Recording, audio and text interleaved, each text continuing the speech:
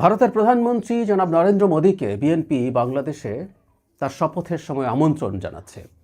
এটা নিয়ে ফেসবুকে বেশ সরগরম অবস্থা দেখছি। মানে কেউ কেউ আছেন বাংলাদেশে, প্রায় বলি যে ভারতের সাথে যুদ্ধ বাঁধিয়ে দেয়াই মনে হয় আমাদের উচিত, পারি না আর না পারি, ভারতের 7 সিস্টার্স আলাদা করে দিতে হবে, বিচ্ছিন্ন করে দিতে হবে, এসব আলাপ করেন। ইভেন এমন একজন পার্লামেন্টেও গেছেন। এগুলোর প্রতিবাদ আমরা খুব শক্তভাবেই আগে করেছি। এখন প্রশ্ন হচ্ছে, বিএনপি কি অপরাধ করলো? বা যেভাবে এটাকে ফ্রেম করার চেষ্টা করা হচ্ছে, সেই ফ্রেমিংটাও কি ঠিক আছে? নতুন সরকারের সাথে, বিএনপি সরকারের সাথে ভারতের সম্পর্ক কেমন হওয়া উচিত? এই আলাপগুলো একটু করা দরকার। ঘটনা হচ্ছে, জনাব নরেন্দ্র মোদী না, 13টা দেশের সরকার প্রধানকে বিএনপির পক্ষ থেকে ইনভাইট করা হবে, এরকম নিউজ আছে। চায়না, পাকিস্তান, টার্কি, আমাদের সার্ক এরিয়ার অন্যান্য দেশ আছে। সুতরাং এটা এমন না যে এক্সক্লুসিভলি তাকে ইনভাইট করা হয়েছে। আর যদি 13 জনকে ইনভাইট করা হয়, ভারতের প্রধানমন্ত্রী নরেন্দ্র মোদীকে ইনভাইট করা কথাই। নরেন্দ্র মোদী আসছেন না, আমি ওদের নিউজে দেখলাম। এটা নিয়ে বাংলাদেশের নিউজ করা হয়েছে, তিনি ব্যস্ত আছেন। ফ্রান্সের প্রেসিডেন্ট ম্যাক্রন যাচ্ছেন সেখানে, সেই সময়টাতে তিনি ব্যস্ত থাকবেন। তবে খুবই উচ্চ পর্যায়ের কেউ, ভাইস প্রেসিডেন্ট বা পররাষ্ট্রমন্ত্রী জয়শঙ্কর বাংলাদেশে আসার সম্ভাবনা আছে। এগুলো সবগুলো positive gestures. Even Begum Khaleda Zia মারা যাওয়ার পর জয়শঙ্কর এসেছিলেন, আসার পরে জনাব নরেন্দ্র মোদীর শোকবার্তা জনাব জয়শঙ্কর তারেক রহমানের কাছে পৌঁছে দিয়েছিলেন, এগুলো আমরা দেখেছি। এগুলো খুবই পজিটিভ জেস্টার্স ছিল।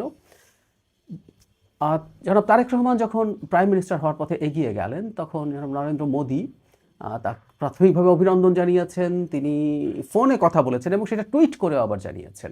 ফলে ভারতের দিক থেকে বিএনপি সরকারের সাথে সম্পর্ক নয়নের বা সম্পর্ক তৈরিরও, বলবো এভাবে, কারণ সম্পর্ক একটা সময় বেশ খারাপ ছিল শেখ হাসিনার সময় বিশেষ করে, সেই জায়গা থেকে সরে এই চেষ্টাটা দেখছি আমরা। বিএনপির দিক থেকেও আমি মনে করি এটাতে পজিটিভ অ্যাটিটিউডই দেখানো হবে, দেখানো উচিত। বাংলাদেশে কিছু কিছু মানুষ আছেন যারা ভারত বিরোধিতাকে এমন পর্যায়ে নিয়ে যেতে চান যেটা দুই দেশের মধ্যে একেবারে সব সম্পর্ক শেষ করে দেওয়ার চেষ্টা করছেন। প্রায় একটা কথা বলতাম আমি, এই কথাটা বলা দরকার। এটা বলা হয় আন্তর্জাতিক সম্পর্কের ক্ষেত্রে বন্ধু পাল্টানো যায়, কিন্তু প্রতিবেশী পাল্টানো যায় না। এটা যেমন আমাদের ক্ষেত্রে সত্য, এটা একপাক্ষিকভাবে বলা হতো, এটা ভারতের ক্ষেত্রে সত্য। আমি আশা করি ভারত এই ব্যাপারগুলো বুঝবে এবং সাম্প্রতিক তার প্রবণতা দেখে এটা বিশ্বাস করার কারণ আছে, ভারত বাংলাদেশের সাথে এনগেজ করতে চায়। আমি আগে বলেছি এটা, যে ডক্টর ইউনূস সরকারের সাথে যেহেতু ভারতের সম্পর্ক খুবই তলানিতে চলে গেছে, শেখ হাসিনা পতনের পর সেই পরিস্থিতি এতটাই খারাপ দিকে গেছে, ওই সরকারের সাথে ভারত সরকার আসলে কাজ করতে আগ্রহী ছিল না। তারা জানিয়েছে তারা নতুন যে সরকার আসবে নির্বাচনের পর তার সাথে এনগেজ করবে। That's fine. ভারতের বিভিন্ন জায়গায়, বিবিসি বাংলার একটা রিপোর্ট দেখলাম, সেই রিপোর্টে বলছে যে ভারত বিএনপির সাথে কাজ করাটাই তাদের ফর দ্য টাইম বিং সঠিক বলে মনে করছেন। দ্যাটস ফাইন, এটাই হওয়া উচিত। বাস্তবতা মেনে নেওয়া, এটা সবচেয়ে জরুরি। বিএনপি একসময় কি করেছে, ভারতের সাথে বিএনপির সম্পর্ক কেমন ছিল, এসব নিয়ে না আমার ধারণা কেউ কেউ এখন আবার সামনে এগুলো আনতে পারে। প্রসঙ্গত মনে পড়লো, প্রথম আলো ডেইলি স্টার একদিন জনাব তারেক রহমানকে নিয়ে কি লিখেছিল, সেগুলো নিয়ে তারা অনেকেই আবার মাঠে নেমেছে, খুবই সিগনিফিক্যান্ট ইনফ্লুয়েন্সার্স, তারা এনে দেখানোর চেষ্টা করছেন। সুতরাং বলার চেষ্টা এটা যে বিএনপি তুমি প্রথম আলো ডেইলি স্টারের সাথে তোমার শত্রুতা চালিয়েই যেতে হবে। অথচ কেউ যখন, ধরো ডেইলি স্টার, প্রথম আলো, সাম্প্রতিক সময়ে দেখা গেছে যে তারা বাংলাদেশের ভবিষ্যতের জন্য জামাতের নেতৃত্বে যে ডানপন্থী রাজনৈতিক শক্তির উত্থান হচ্ছে সেটা তারা পছন্দ করবে, তাদের অফিসে আগুন জ্বালিয়ে দেওয়া হয়েছে। সো তাদের এক ধরনের অ্যালাইনমেন্ট বা প্রচ্ছন্ন, আমি খুব প্রকট কিছু না, সমর্থন বিএনপির প্রতি ছিল বলে মনে হচ্ছিল, সেটার প্রেক্ষিতেই তারা এটা করেছে। ঠিক একই কাজ এখন ভারতের ক্ষেত্রেও হতে পারে। আমাদের মনে রাখতে হবে, সুপার পাওয়ার, ভারত তো রিজিয়নাল সুপার পাওয়ার হতে চায়, রিজিয়নাল সুপার পাওয়ার বটেও, তাদের ইগো রাখলে চলবে না, প্রায় বলি কথাটা। একসময় বিএনপির প্রতি তার অ্যাটিটিউড কী ছিল, কিন্তু এই যে জনগণের একটা রায় হয়েছে, এত বড় একটা বিজয় বিএনপি পেয়েছে, যদিও ভারতের হয়তো ইচ্ছা ছিল আওয়ামী লীগ এই নির্বাচনে থাকবে, কিন্তু সেই রিয়ালিটি তারা মেনে নিয়েছেন। এটাই বলছি যে ইগো রাখার ব্যাপার নাই, রিয়ালিটি মেনে নেওয়া এবং রিয়ালিটি মেনে নিয়ে সেটা অনুযায়ী কাজ করা, এভাবেই আসলে একটা দেশ পরাশক্তি হয়ে ওঠে আমি মনে করি। সুতরাং ভারত তার সঠিক কাজ করছে, তারা বিএনপির সাথে খুব কর্ডিয়ালি এনগেজ করার চেষ্টা করছে। একই কথা বিএনপির ক্ষেত্রেও প্রযোজ্য, বিএনপিরও ভারতের সাথে সব রকম সম্পর্কে যাওয়া উচিত হবে, সব রকম এনগেজমেন্ট পুনঃস্থাপন করতে হবে। পুনঃস্থাপন এই অর্থে বলছি, ডক্টর ইউনূসের সময় এটা খুবই তলানিতে গেছে। তবে আমি প্রায় বলি ডক্টর ইউনূস একটা বেঞ্চমার্ক তৈরি করেছিল, ইভেন জনাব তারেক রহমানকেও সেটা মোটা দাগে ফলো করতে হবে। তার যে সংবাদ সম্মেলন হয়েছে সেখানে আমরা দেখেছি যে একজন সাংবাদিক এই ভারতের সাথে সম্পর্কে প্রশ্ন জিজ্ঞেস করেছিলেন, তখন তিনি তার ইন্টারেস্টের মানে বাংলাদেশের জনগণের ইন্টারেস্টের কথা বলেছেন, এবং এর পরবর্তীতে জনাব আমির খসরু মাহমুদ চৌধুরী সেটাকে আরও ব্যাখ্যা করেছেন, যেখানে নিজের দেশের স্বকীয়তা, স্বার্থ, ডিগনিটি এগুলো বজায় রেখে এক দেশ আরেক দেশের সাথে এনগেজ করবে, সেটা হওয়া উচিত হবে। সুতরাং ভারতের সাথে শেখ হাসিনা যা যা করেছেন, তারেক রহমান সেটা করতে যাচ্ছেন না ফর শিওর। কোনোভাবেই বাংলাদেশের ভবিষ্যতে কোনো সরকার ওই রকম হয়ে আসলে ক্ষমতায় টিকতেও পারবে না। আর এই বাস্তবতাও ভারত মেনে নেওয়া উচিত। মানে এটা ভারতকে আসলে রিয়ালাইজ করতে হবে যে শেখ হাসিনা চলে গেছে, এবং শেখ হাসিনা যেভাবে ভারতকে যা যা দিয়েছেন, যেভাবে দিয়েছেন, এভাবে হবে না। একটা স্বাধীন সার্বভৌম দেশ হিসাবে বাংলাদেশকে স্বীকার করে বাংলাদেশের সাথে সব রকম এনগেজমেন্ট ভারত করতে প্রস্তুত, আমি এটা আশা করি। আর ভারতকে এটা বুঝতে হবে, এটা একটা নির্বাচিত সরকার, অনেক বড় ব্যবধানে বিজয়ী, 2/3 বেশি মেজরিটি পাওয়া একটা সরকার, জনগণের নির্বাচিত একটা সরকারের সাথে সেইভাবে তাকে সেই সম্মান দিয়ে এনগেজ করবে, এবং এটাই খুব স্বাভাবিক। সুতরাং নরেন্দ্র মোদী যদি আসতে পারতেন বাংলাদেশে, এটা খুব ভালো হতো। এটা নিয়ে কেউ জলঘোলা করার চেষ্টা করতে পারে, কিন্তু এইভাবে আমাদের উল্টো দিক থেকে চেষ্টা করতে হবে আমরা আসলে কি করব, কি করা উচিত। এটাই খুব স্বাভাবিক ব্যাপার, এভাবেই চলতে হবে। আর মানে খুব ইন্টারেস্টিংলি মানে কিছু কিছু অ্যাক্টিভিস্ট এটা নিয়ে বললাম না যে শত্রুতা বাঁধিয়ে দিতে চায়, কিছু কিছু পলিটিক্যাল পার্সনও করতে চায়।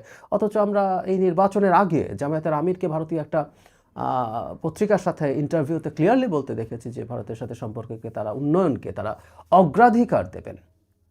কোনো সমস্যা নেই, এতে কোনো সমস্যা নেই, এই জিনিসগুলোই থাকার কথা, অগ্রাধিকার থাকবে। আবারও বলছে একটা বটম লাইন আছে, এটা হাসিনা যা করেছে সেভাবে না। হাসিনার মতো করতে গেলে, হাসিনার কাছাকাছি কিছু, অর্ধেক কিছু করতে গেলেও অনেক বড় বিপদ হবে, এতে দেশের ক্ষতি এবং রাজনৈতিকভাবেও দলগুলো ক্ষতিগ্রস্ত হবে। তবে একটা কথা একটু মনে রাখা দরকার, বাংলাদেশ ভারতের রাজনীতিতে, ভারতের ডোমেস্টিক রাজনীতিতে ইস্যু হিসেবে থেকে যাবে, বাংলাদেশেও ভারত ডোমেস্টিক রাজনীতির ইস্যু হিসেবে থেকে যাবে।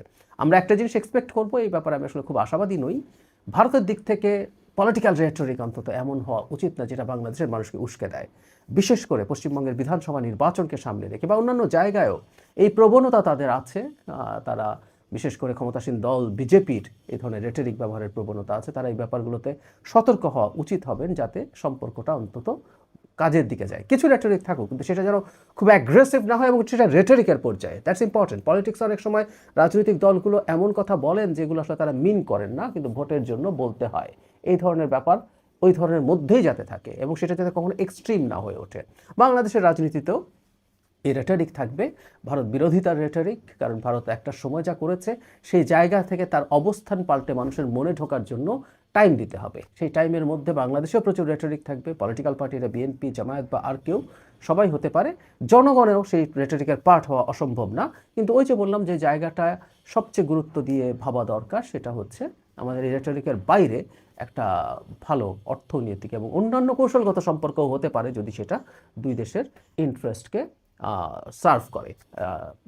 ভারতের যে এক্সপেকটেশন আছে, তারা যেটা চায়, সবচেয়ে তাদের জরুরি যে রেড লাইন, সেই রেড লাইনগুলোর ব্যাপারে বাংলাদেশের কেয়ারফুল থাকতে হবে। একইভাবে বাংলাদেশেরও কিছু রেড লাইন আছে, সেই রেড লাইনগুলো ভারতকে রেসপেক্ট করতে হবে। এখন বড় শক্তি হিসাবে রেড লাইনকে কতটুকু রেসপেক্ট করবে সেই প্রশ্ন কেউ করতেই পারেন, কিন্তু গ্লোবাল পার্সপেক্টিভে ভারতের মনে করা উচিত, বোঝা উচিত, তার যদি এই অঞ্চলে তার হারানো যে ইনফ্লুয়েন্স আছে, ভারতের তো আসলে এই অঞ্চলে, এই রিজিয়নে তার সমর্থন করে এমন দেশের সংখ্যা খুব কমে গেছে। এমনকি ভারত হঠাও ক্যাম্পেইন করে মলদ্বীপসের মতো দেশে একজন প্রেসিডেন্ট হয়ে যান, যদিও মলদ্বীপসের প্রেসিডেন্টের সাথে ভারতের ফার্দার এনগেজমেন্ট হয়েছে পরে। সো এটাও একটা এক্সাম্পল যে এই রকম একটা ক্যাম্পেইনের পরও এনগেজমেন্ট সম্ভব, ভারত সেই চেষ্টা করছে।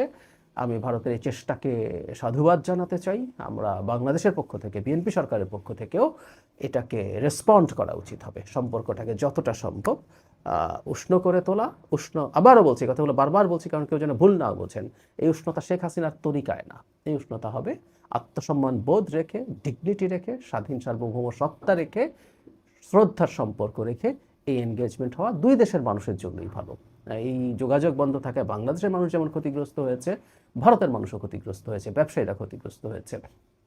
নিজের নাক কেটে পরে যাত্রা ভঙ্গ করার আসলে কোনো দরকার নেই। এই জায়গাটা শেষ হোক। সুতরাং ভারতের যে অতিথিরা আসবেন, আমরা স্বাগত জানাই সেটাকে। দ্বিপাক্ষিক সর্বোচ্চ পর্যায়ে দ্বিপাক্ষিক সফরও শুরু হোক, জনাব তারেক রহমান যাক, জনাব নরেন্দ্র মোদী আসুক, তার অভ্যন্তরীণ রাজনীতি নিয়ে ভারত তার মতো করে করুক, কিন্তু বাংলাদেশকে যেন তারা অনেক বেশি কঠোর টার্গেটে পরিণত না করেন। আমি জনাব শশী থারুরের একটা উক্তি দিয়ে শেষ করতে চাই। যখন মুস্তাফিজকে নিয়ে ভারত অত্যন্ত টাফ হয়ে গেল, ভারতের হিন্দুত্ববাদী অনেক সংগঠন খুবই টাফ হয়েছে, তখন তিনি একটা ইন্টারভিউতে পাকিস্তানের সাথে তুলনা করে বলেছেন, বাংলাদেশ ভারতেও সন্ত্রাসী পাঠায় না, ভারতের ডোমেস্টিক সিকিউরিটি ইন্টারাপ্ট বা ডিসরাপ্ট করার জন্য সন্ত্রাসী পাঠায় না অন্তত। এটা ভারতের মনে রাখা উচিত হবে। বাংলাদেশ আসলে ভারতের সিকিউরিটি কনসার্ন না, থ্রেট না। কোনো একটা সময় অভিযোগ ছিল, সেই জিনিসগুলোর ব্যাপারে বাংলাদেশ সতর্ক থাকবে। বাংলাদেশের সিকিউরিটির ইস্যুতেও ভারতকে সতর্ক থাকতে হবে। আর একটা কথা ভারতকে মনে রাখতে হবে, সেটা হলো মানে ভ্যাকিউম থাকে না ইন্টারন্যাশনাল রিলেশনসে। ফিজিক্সে যেমন প্রকৃতি শূন্যতা পরিহার করে, এখানেও তাই।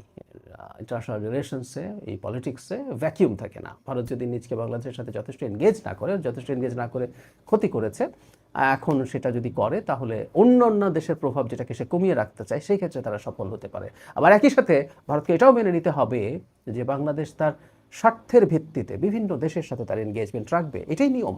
ভারত আমেরিকার তীব্র চাপের পরও রাশিয়ার কাছ থেকে তার সস্তায় তেল কিনেছে তার স্বার্থের পক্ষে যাওয়ার জন্য। ঠিক একইভাবে শেখ হাসিনার সময় বাংলাদেশ যেভাবে পাকিস্তানের সাথে অত্যন্ত একরকম শত্রুতামূলক সম্পর্ক তৈরি করেছে, সেটা না গলায় ভাব বা একেবারে অন্ধভাবে পাকিস্তান হয়ে যেতে হবে তাও না। পাকিস্তানের সাথে যেখানে যেখানে আমাদের ইন্টারেস্ট মিলবে সেই জায়গাগুলোতে আমরা কাজ করব, এটাও ভারতকে বার্তাটা দিতে হবে, ভারতকে মেনে নিতে হবে। এভাবেই আসলে সম্পর্কগুলো চলে। এভাবে যদি দাঁড়ায়, আমি বিশ্বাস করি নতুন সরকারের সময় একটা ভালো সম্পর্ক ভারত বাংলাদেশের মধ্যে হতে পারে।